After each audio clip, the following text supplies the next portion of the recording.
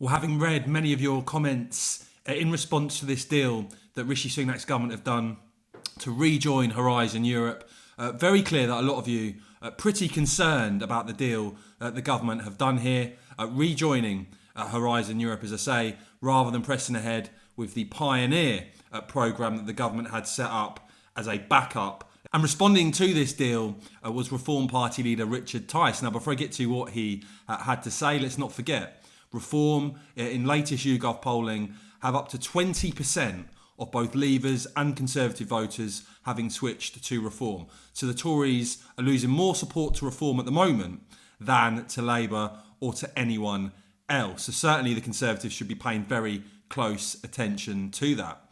But Richard Tice responding to this deal, saying that Horizon Europe is a bad deal for the UK, saying we voted to leave bureaucratic EU structures that we pay more into than take out. This will cost £2 billion per annum. Lucky if we get 25% back. Being described by some this as an own goal for the UK. Horizon Europe website is actually described as to boost the EU's competitiveness and growth, supporting and implementing EU policies while tackling global challenges. Lord Frost also commenting on this, talking about how the EU had been blocking this and that he hopes the government has negotiated a better deal, that it needs to be better to make up for having been excluded for nearly 3 years. David Campbell-Bannerman there also saying he's looking forward to the £6 billion EU refund for unfairly blocking the UK to Horizon projects, suggesting we keep the better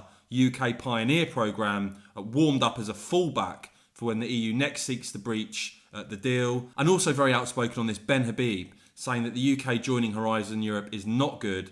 It is not a benign scientific research programme, he says. It promotes EU policies. This was Ben Habib actually speaking about this on GB News. Watch this and let me know in the comments below, guys. Do you agree with the likes of Richard Tice, with the likes of Ben Habib, with the Reform Party stance on this or not? So Horizon Europe, like most EU projects, is a wealth redistribution programme, taking money from member states, pooling it together, and then effectively handing it back at its discretion to the member states from which it took the money. But in this case, it is for research programmes. And the ostensible case made, Ellie, as you set out, is that by the pooling of research, by the pooling of knowledge, we're all better off for it.